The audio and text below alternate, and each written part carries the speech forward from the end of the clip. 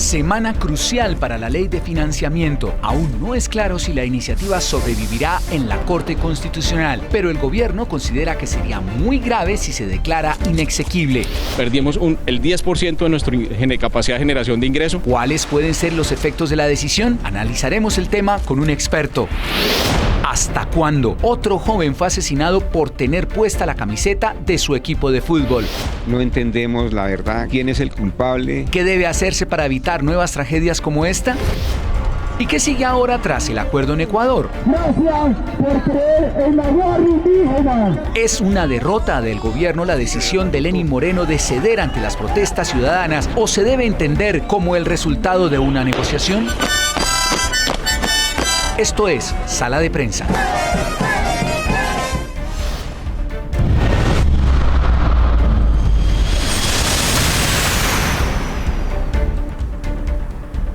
Y como siempre, nos tomamos el tiempo para entender los hechos del día aquí en Sala de Prensa. Buenas noches, Margarita. Hola, Germán. Y una de las noticias que marcará esta semana, sin duda, es la decisión que tome la Corte Constitucional sobre la ley de financiamiento. Sí, recordemos que esa ley fue aprobada el año pasado. El presidente Duque la sancionó el 28 de diciembre de 2018 y entró a regir desde el 1 de enero de este año. Pero a la Corte llegaron 24 demandas que están siendo estudiadas actualmente y cuyas ponencias serán discutidas en los próximos días. Se espera que el miércoles se dé esa discusión. La ley de financiamiento estableció, entre otras cosas, como recordarán, cambios en las tarifas del impuesto de renta, del IVA, 0 impuestos a las inversiones en el agro, al igual que a los emprendimientos culturales y digitales. Muchos consideran que si se llega a caer la ley no solo se desfinanciaría el país, sino que además se podría ver en riesgo la calificación de Colombia en los mercados internacionales. Sí, pero escuchemos qué dicen Fedesarrollo y el ministro de Hacienda, Alberto Carrasquilla, sobre ese posible escenario. La inexequibilidad de la ley podría reducir el crecimiento económico de nuestro país en los próximos 3 años en 0,8 puntos porcentuales. Es decir, que el próximo año nuestra perspectiva es de 3,5, con la inexequibilidad llegaríamos al 2,7. Y si sumamos el efecto combinado año tras año hasta el 2030, eso nos da el equivalente más o menos a un PIB anual de Colombia. Perdimos el 10% de nuestra capacidad de generación de ingreso. Para un ciudadano común y corriente, por supuesto, no es un tema fácil de entender. Lo único que sabemos es que ya impactó nuestros bolsillos en la declaración de renta. Por eso nos acompaña nuestra periodista económica, Sol Suárez. Sol, son varios los puntos de la ley de financiamiento, pero ¿cuáles son los que el gobierno considera claves y los que además tendrían mayores efectos si la Corte los tumba? Hola, buenas tardes, Margarita. Pues sí, según el Gobierno Nacional, la mayor preocupación que tiene es pues si la Corte Constitucional mañana declara la ley de financiamiento inexequible, es que se crearía una incertidumbre tanto jurídica como económica para los inversionistas, tanto nacionales como extranjeros. ¿Qué significa esto? Significa que todas las personas que, como ustedes lo dijeron anteriormente, empezaron a hacer sus movimientos, es decir, empezaron a importar bienes de capital como maquinaria o lo que necesitan en sus empresas, o también empezaron a hacer movimientos tributarios a través de todo el 2019, porque el 1 de enero empezó a regir esta ley, pues ¿qué pasaría? Si llegase la ley a ser inexequible, entonces a 31 de diciembre, cuando tengan que hacer todos los movimientos financieros, pues los balances serían en negativo, debido a que pues estos beneficios desaparecerían automáticamente. Entonces es un mal mensaje, según el Gobierno Nacional, para los inversionistas, por lo cual ellos pensarían que en Colombia no hay seriedad en las decisiones que se toman a nivel de política económica y por ende empezaría a haber un mecanismo de desinversión, lo que traería entonces menos empleo, menos trabajo y pues por supuesto crearía una crisis social mucho más grande. También pues para el Gobierno Nacional es indispensable el recaudo y asegura que de esta ley, de ser exequible y de seguir en la norma como hasta ahora va, pues entonces aumentaría el PIB potencial, es decir, todo lo que los colombianos hacemos en productos y en bienes y servicios, pues entonces crecería al 4%, hoy estamos en 3,8%. Si este PIB llega a subir al 4%, entonces por supuesto mejoraría recaudo, crecimiento económico, perspectivas de inversión a nivel mundial y sobre todo lo que más nos pega a los bolsillos, que es el empleo. La cifra de desempleo, al parecer, lo que ellos dicen es que empezaría a ceder un poco a la baja. Conclusión, de caerse esta ley, pues para el gobierno y los gremios económicos, pues sería una incertidumbre total a nivel de economía, porque entonces tendrían que tener un plan B inmediatamente para no declarar una crisis económica debido a que no encontrarían cómo pues tener los recursos necesarios para que las empresas vuelvan, vengan y se incremente esa inversión. Precisamente le pregunto, Sol, usted lo menciona, ¿cuál sería el plan B? Porque es posible que la Corte tumbe la ley. Sí, señor. Entonces, en este momento el Gobierno Nacional asegura que no hay plan B. Sin embargo, hay dos aristas que se mencionan muy seguido. La primera es empezar a reajustar el gasto. Si eso sería así, pues el problema sería aún mayor, porque entonces habría que empezar a distribuir el dinero que en estos momentos está siendo aprobado en el Congreso de la República del presupuesto 2020. Entonces habría menos para agricultura, o menos para minas, o menos para educación, o menos para defensa, y tocaría empezar a redistribuir esos ingresos. Pero el segundo lateral que también se escucha muy seguido es que posiblemente habría una segunda reforma tributaria ya presentada de buena manera, y lo que muchos analistas consideran es que al parecer ese documento podría estar listo para ser presentado otra vez a las carreras el 1 de noviembre, para que este año se pudiera dar esa seguridad jurídica a las empresas y decirles, no, mire, la Corte pues tomó una decisión, pero nosotros estamos preparados para seguir aprobando o avalando esos beneficios tributarios que ustedes necesitan para incrementar el crecimiento económico del país. Sol, gracias por sus explicaciones y vamos a analizar este tema con Germán Linares, consultor y experto en temas de seguridad social. Desde su perspectiva, señor Linares, ¿realmente serían tan graves los efectos de la eventual caída de la ley de financiamiento? Germán, buenas noches. Sí, en efecto, claro que sería un impacto grandísimo, como lo acaba de manifestar hace un momento Sol, la periodista económica, porque efectivamente tendríamos que reversar una cantidad de beneficios, de pagos, de presupuestos que ya se han realizado, y obviamente esto impactaría a los dineros públicos, ¿no? Dineros que tendrían que ser devueltos, y eso generaría, claro que sí, un hueco fiscal enorme. Para los ciudadanos del común, la ley de financiamiento es sinónimo de más impuestos, por lo que la ven como algo negativo. Desde esa óptica, si se cae, entonces ¿sería algo positivo para trabajadores o usted lo sigue viendo negativo? Sigue siendo negativo porque es un tema que ya entró, ya está en marcha, ya se está aplicando, muchas personas ya se han acogido a los pagos, a los beneficios, a los diferentes topes que se cambiaron en los temas de declaración de renta, y pues claro, estas personas van a ver afectada su economía de una forma u otra, porque todavía no sabemos cuáles son las medidas que va a adoptar el gobierno para proceder con la devolución de estos dineros en caso de que se eche para atrás esta ley de financiamiento. ¿Y qué puede pasar con los impuestos que ya se cobraron o los que se dejaron de cobrar si la Corte tumba la ley? Eso tendría efectos retroactivos. De todas maneras va a ser, digamos, literalmente un despelote. Va a ser una situación muy compleja, muy complicada, porque hay empresas efectivamente que ya acogiéndose a unos beneficios que están establecidos allí en esta ley de financiamiento procedieron a realizar sus pagos. Incluso ahorita, no hace mucho, el 30 de septiembre, se cumplió la primera fecha de acogerse a los beneficios, y la segunda fecha va para el 31 de octubre. Entonces ahí tendrían un inconveniente porque ellos entrarán a reclamar esos dineros y a revisar qué pasa con sus deudas, cómo van a quedar, si les van a devolver el dinero, le van a cobrar el 100% de las deudas o les van a seguir aplicando los beneficios a los cuales ellos aplicaron. Germán, ¿de cuánto dinero estamos hablando de este beneficio que usted está hablando? Porque usted es experto en seguridad social y tiene que ver directamente con ese tema. ¿Cuánto dinero se dejó de cobrar o cómo fue el beneficio ahí específico para las empresas? Claro que sí. El primer plazo aplicaba para empresas que en este momento eran deudoras del sistema de seguridad social ante la UGPP, que es la Unidad de Gestión de Pensiones y Parafiscales, y implicaba un previo cumplimiento de unos requisitos, unos descuentos del 70 y del 80%, tanto en la sanción como en los intereses. Ese fue el primer plazo que ya se cumplió, aplicaba para empresas que quisieran acogerse a los beneficios por conciliación judicial primera y segunda instancia, y el segundo plazo va para el 31 de octubre y es empresas que quieran terminar la deuda, terminación por mutuo acuerdo. Allí los descuentos son del 80% en los intereses más el 80% en la sanción, y pues vemos que son unas cifras bastante grandes. Germán, le agradecemos por su mirada sobre este tema que es bien enredado y que traería muchas consecuencias. O sea, la Corte no tiene una decisión fácil ahí, porque si toma una decisión de tumbar la ley, puede haber incluso demandas. O sea, ya está estudiando unas demandas contra la ley, pero puede haber demandas porque se aplicó esa ley a unas empresas, a unos particulares, y van a decir, oiga, pero a mí ya me cobraron, me dejaron de cobrar, me hicieron una excepción, me hicieron un beneficio, y ahora sí me lo van a cobrar. Ahí la tiene bien complicada la Corte. Sí, además, otra vez, peor el remedio que la enfermedad. Sí, no sabemos qué va a pasar, pero esta semana seguramente se definirá y estaremos hablando de ese tema. Hacemos una pausa. Pero cuando regresemos hablaremos sobre la violencia asociada al fútbol en nuestro país. Ya regresamos.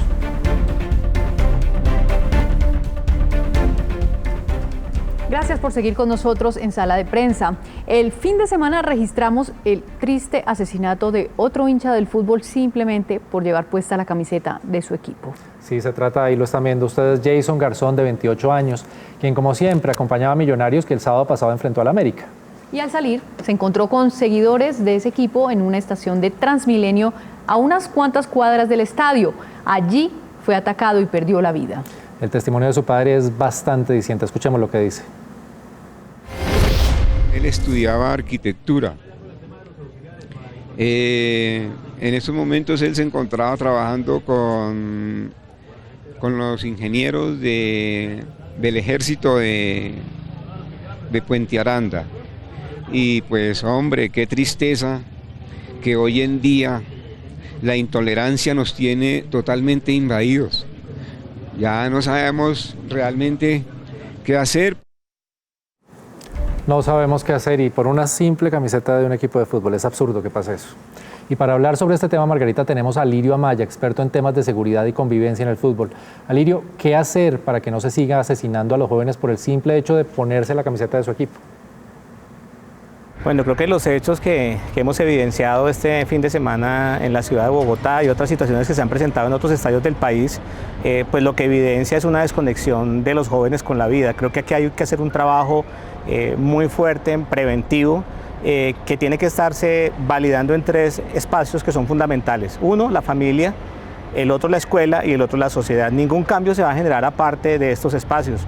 Lamentablemente, si ustedes se dan cuenta, la víctima, los victimarios son personas jóvenes y precisamente acá el tema de cultura de vida hay que trabajarlo fuertemente, independiente de las acciones, de las sanciones de carácter penal, de los que vayan a la cárcel.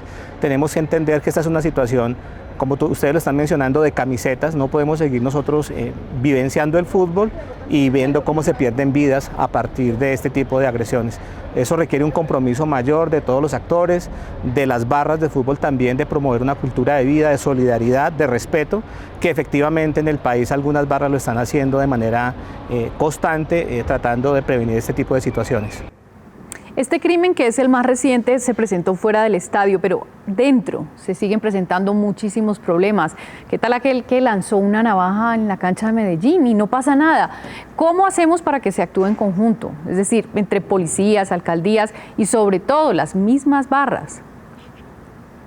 En el caso colombiano hay que destacar que existe una legislación de orden nacional. Desde el año 2009 existe la ley 1270.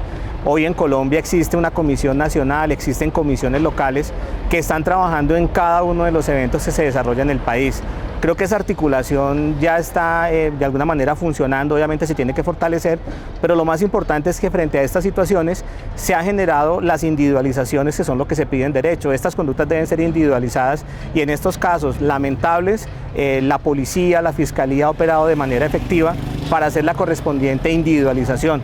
Lo que no podemos nosotros de alguna manera es que estos hechos queden impunes, que la sociedad sienta que este tipo de situaciones no tienen ningún efecto en el marco legal, pero creo que eso se está desarrollando de la mejor manera y precisamente creo que la apuesta es individualizar, pero mandando un mensaje muy fuerte frente al tema colectivo. O sea, independientemente de que estas conductas sean individualizadas, hay que tener un paraguas más fuerte en el tema de la convivencia para que los jóvenes, los que ven el fútbol, entiendan que este es un tema que no puede terminar en tragedias. Hagamos una breve reflexión. Lamentablemente son hechos que nosotros rechazamos, pero tenemos que mirar qué pasa fuera de los estadios. Esta es una sociedad que está sitiada por la violencia. Tenemos más de 11.000 homicidios al año. La mayoría de esos homicidios son por intolerancia ciudadana. Es decir, que nuestro reto de convivir en armonía no es solamente de los estadios de fútbol, está fuera de los estadios. Y las estadísticas hablan que los problemas están más fuera de los estadios que dentro de ellos. Claro, es un reflejo de la sociedad, como usted lo está diciendo. Y con este tema pasa lo mismo que en otros escenarios. Es decir, la mayoría sí son hinchas, no delincuentes, no son violentos, pero parece imponerse esa minoría de violentos. ¿Cómo hacemos para voltear esto? Mire, yo creo que acá lo más importante es que todos trabajemos sobre lo construido. Colombia es el único país del mundo que tiene una política pública a largo plazo, que es el Plan Decenal de Seguridad, Comodidad y Convivencia en el Fútbol. Tiene un marco normativo integral. Los estudiosos de los estudios sociales del deporte han determinado que hay que hacer muchos esfuerzos a la vez. Aquí hay esfuerzos legislativos para prevenir, hay esfuerzos legislativos también para sancionar aquellas conductas que están fuera de contexto. Aparte de eso existe la política pública, que es la mirada a 10 años. Muchas ciudades del país han trabajado el tema del plan decenal dentro del plan de desarrollo, se han dado resultados positivos. Solamente por mencionar el tema de Medellín, la alcaldía de Medellín ha hecho un trabajo interesante con las barras, comprometiendo a los clubes, pero también ha sido contundente con los temas tecnológicos dentro del estadio, con la individualización y también con las sanciones que se tienen que emitir en cierto momento. Aquí lo que no podemos nosotros es seguir generando sanciones al cemento, sancionando clubes, sino que cada vez tenemos que estar más enfocados en individualizar y tratando de que todos sumemos a este propósito.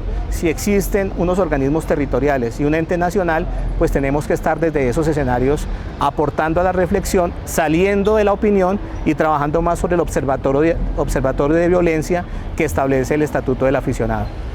¿Y será que es posible algún día vivir la fiesta del fútbol como eso, como una fiesta? Yo creo que se ha logrado.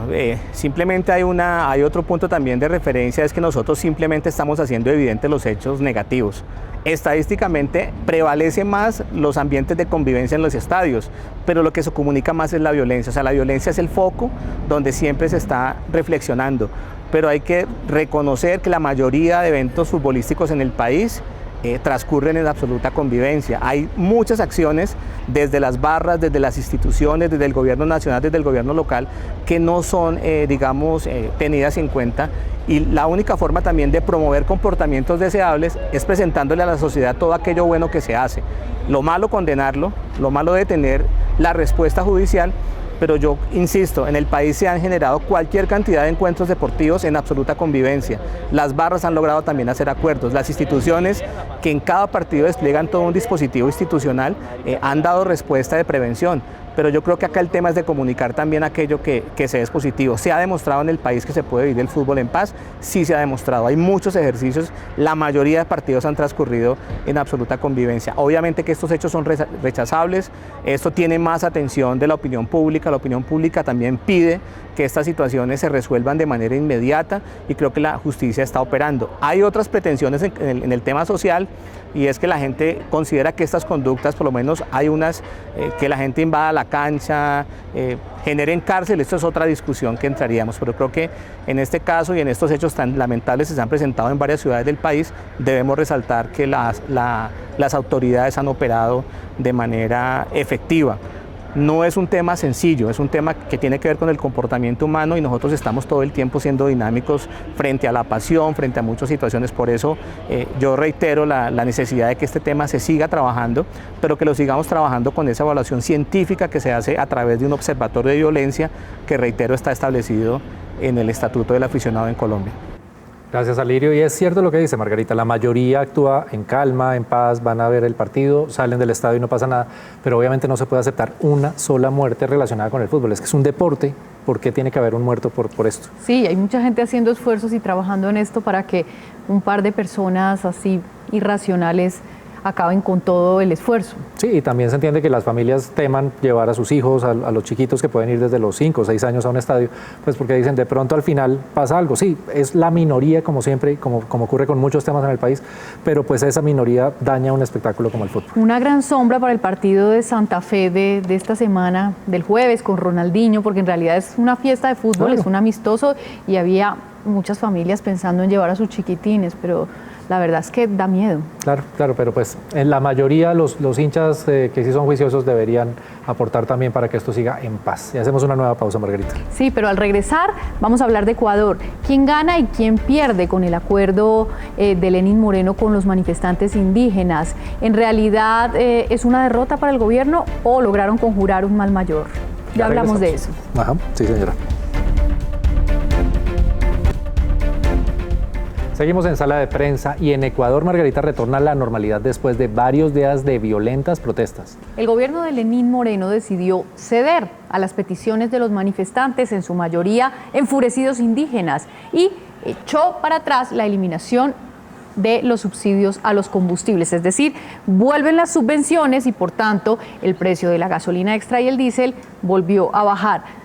digamos, de primera mano podría decirse, ganaron los indígenas este pulso, pero vamos a analizar lo ocurrido. Sí, señora, ya vamos con nuestro periodista de Ecoavisa. Pero miremos antes lo que dijo el presidente Lenín Moreno tras llegar al acuerdo. Amigos, el diálogo sigue. El diálogo sigue porque es el mejor mecanismo de encontrar la verdad. Nadie debe creerse dueño de la verdad. El dueño de la verdad ya se largó a Bélgica. Ahora estamos los que creemos que es importante escuchar a los otros. Margarita, ¿a quién se puede estar refiriendo el presidente Lenín Moreno con nadie es dueño de la verdad? Hay una puya directa a Rafael Correa, que paradójicamente era su antiguo aliado. Se supone que Lenín Moreno era el sucesor de Rafael Correa y luego se ha producido una ruptura muy drástica que ahora es casi una guerra política. Así que estaba diciendo que quien se creía dueño de la verdad se ha ido a Bélgica y que su gobierno tiene otro talante que es de diálogo y de negociación. Vamos a tratar de entender un poquito más lo que está ocurriendo en el vecino país y por eso tenemos a Juan Carlos Aisprúa de nuestro canal aliado Ecoavisa. Juan Carlos, ¿la decisión de derogar la eliminación de los subsidios es una derrota para el presidente Lenín Moreno? Bueno, lo que ha dicho el presidente Moreno es que no se trata de una derrota. Lo que hizo el presidente, según lo que él mencionó al finalizar el diálogo del pasado domingo, es una manera de ceder. Pero no como derrota, sino ceder por la paz del país. Lamentablemente las manifestaciones ya estaban tomando mucha más fuerza en los últimos días de la semana anterior. Incluso algunos manifestantes vandálicos incendiaron las instalaciones del canal Teleamazonas, canal compañero de acá de la ciudad de Quito, y ya se contabilizaban entre aproximadamente 7 y 8 personas fallecidas. Para evitar más enfrentamientos entre la policía y los manifestantes, más saqueos, más actos violentos, más enfrentamientos incluso entre propios ecuatorianos, lo que ha dicho el presidente Lenín Moreno es que se dio precisamente para llegar a la paz del país e incluso evitar más pérdidas económicas, tomando en cuenta que según varios sectores productivos en esos 11 días de paralización de actividades en el país, las pérdidas habrían sumado más de 3.000 millones de dólares de lo que se conoce hasta el momento, aunque no ha confirmado una cifra exacta el Ministerio de Finanzas. Por todas estas variables, el presidente Lenín Moreno ha señalado que se decidió ceder del lado del gobierno y de esta manera pues decidir derogar el decreto 883, que recordemos fue el decreto ejecutivo que se publicó los primeros días de octubre y que establecía la eliminación total de los subsidios a las gasolinas Extra y Ecopaís, en el caso de la Costa que usa Ecopaís, y del diésel que utiliza el transporte pesado del Ecuador. Claro, Juan Carlos, pero como usted lo dice, las pérdidas eran millonarias por los días de protesta que se estaban alargando y alargando. E incluso ustedes en Ecoavisa tuvieron que evacuar su sede en Quito. Pero si no se entiende como una derrota entonces del gobierno, ¿qué gana precisamente la presidencia de Lenín Moreno con esta aparente concesión total? Lo que gana el gobierno, según el análisis de varios académicos, de varios actores políticos, analistas políticos de esta jornada de paralización de los últimos días, es que el gobierno ha ganado estabilidad, básicamente la estabilidad y tranquilidad del pueblo ecuatoriano. Los 11 días de paralización fueron demasiado intensos, reitero, hubo demasiada violencia por parte de ciertos grupos de manifestantes. Se retuvo a policías en distintas zonas de la ciudad de Quito, se retuvo a periodistas en la Casa de la Cultura, cerca de 30 periodistas estuvieron retenidos la semana anterior en la Casa de la Cultura porque la dirigencia indígena les había pedido a los medios de comunicación que no corten la transmisión y que se dediquen a informar todo lo que ocurría en ese momento en la Casa de la Cultura ecuatoriana, ubicada en el Parque El Arbolito, en el centro norte de la ciudad. Básicamente lo que el gobierno ha ganado en este caso es la tranquilidad de la gente. Algunos representantes incluso de los sectores productivos, sectores agrícola, exportador, comercial y petrolero del país han señalado que lo que también ha ganado es que la gente está volviendo a trabajar, la gente está volviendo a producir en estos momentos, pero no se trata, lo que ha dicho el presidente Moreno, no se trata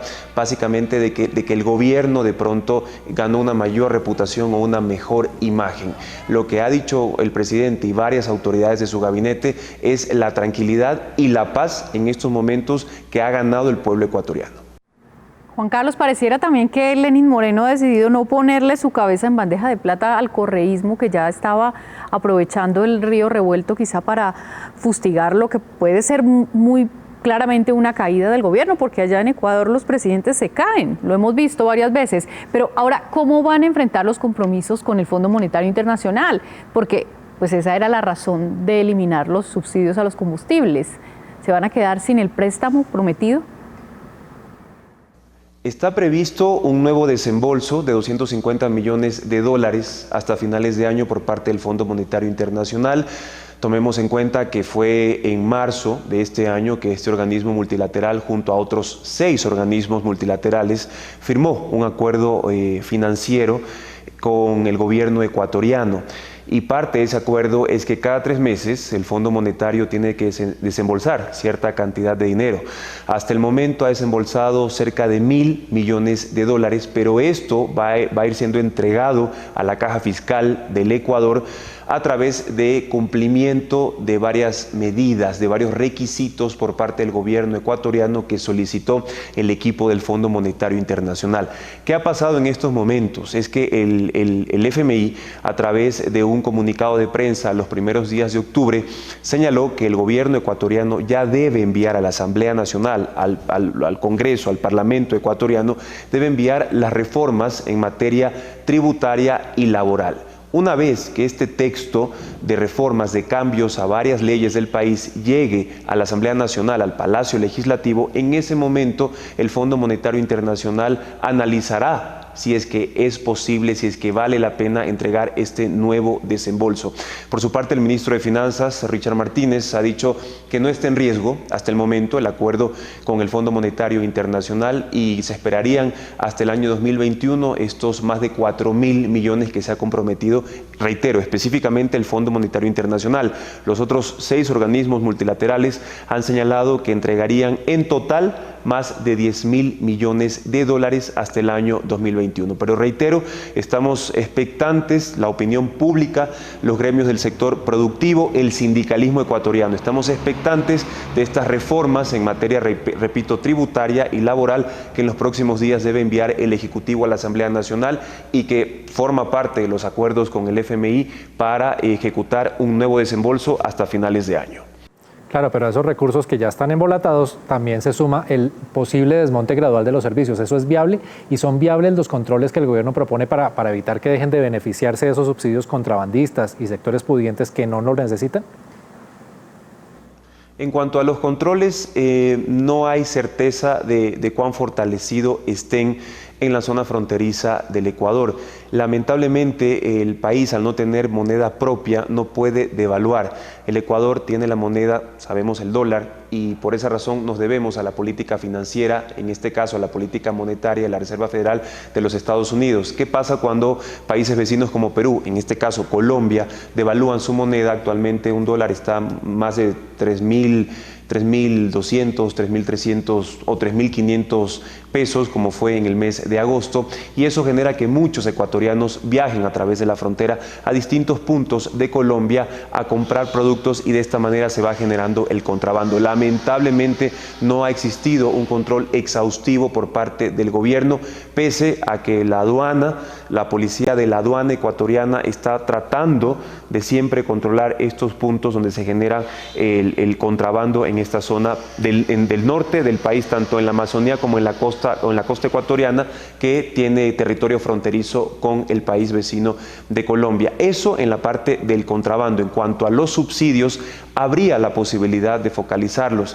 En esto el gobierno tiene apoyo de analistas económicos, de académicos, de actores políticos de distintas tendencias. Ellos han señalado que es importante focalizar los subsidios principalmente a los combustibles. El Estado ecuatoriano gasta cada año más o menos 3.000, 4.000 millones de dólares, que representan entre el 3 y el 4% del Producto Interno Bruto del país, solo solo en subsidiar los combustibles. Es por ello que se esperaría que dentro de estas mesas de diálogo, estas comisiones que se han creado a raíz del diálogo entre el gobierno, la dirigencia indígena y en las próximas horas con los sindicalistas, se estructure, se redacte un nuevo decreto ejecutivo que sería publicado, que sería emitido en las próximas semanas o meses. Todavía no sabemos en qué momento exacto, pero tendría una nueva estructura de subsidios y estarían focalizados, es decir, quienes más tienen, paguen más, quienes menos tienen, paguen menos o simplemente no paguen, porque actualmente hay mucha distorsión con los subsidios y es por ello que varios sectores habían apoyado desde un inicio que se eliminaran los subsidios a las gasolinas aquí en el país. Juan Carlos, lo que explicaba Lenín Moreno en el momento de anunciar el desmonte de los subsidios era que ese esquema en América Latina solo es aplicable en este momento en Venezuela y que por supuesto ese no es el modelo que quieren imitar. También han acusado a sectores del chavismo de agitar las protestas, sectores por supuesto afines a Rafael Correa. ¿En qué queda el correísmo que intentaba aprovechar la situación para tumbar a Lenin? ¿Sigue el descontento social o esto es solamente una calma aparente? El correísmo ha quedado más desprestigiado de lo que ya estaba en el país. En estos momentos hay varios asambleístas y coidiarios del expresidente Rafael Correa que han pedido una especie de protección por parte del gobierno mexicano. Ellos en estos momentos pernoctan en la Embajada de México, acá en la ciudad de Quito, en el norte de la ciudad de Quito, y también ha sido hasta ahora detenida, se conoce que ha sido detenida la exprefecta de Pichincha, Paola Pavón, acusada de haber presuntamente participado de estas revueltas y principalmente de estas manifestaciones violentas. Ese proceso todavía continúa en indagación previa. Ella y otros colaboradores de la prefectura de Pichincha y reitero, coidiarios del expresidente Rafael Correa, por el momento también están detenidos y hay que esperar cómo avanza el proceso, la instrucción fiscal. Lo que sabemos hasta ahora es que la prefecta Paola Pavón, correísta, ex asambleísta, ex congresista durante la administración de Rafael Correa, está en estos momentos con prisión preventiva. Importante sobre este tema de la influencia del correísmo todavía en el país es que la Confederación de Nacionalidades Indígenas del Ecuador y otras dirigencias indígenas de distintas provincias de la sierra, tanto del centro y el sur del país, señalaron el domingo durante el diálogo con el presidente Moreno que se desmarcan del correísmo. Juan Carlos, muchas gracias por ese análisis tan completo. Y también hubo un remesón en la cúpula militar en el día de hoy, Margarita. Sí, Lenín Moreno anunció que removió de sus cargos tanto al comandante de las Fuerzas Armadas como al comandante del Ejército. No se explicaron abiertamente las razones, pero claramente tienen que ver con estos incidentes, 11 días de protestas muy fuertes y cuánto les costó el hecho de recuperar el orden público. Claro, y vamos a ver cuánto dura esta calma, porque pues puede que se alborote un poco de nuevo este tema en Ecuador. Y así llegamos al final, Margarita, de Sala de Prensa hoy. Mañana nos vemos con más temas de actualidad para analizarlos un poquito más despacio, en profundidad. Muy buenas noches.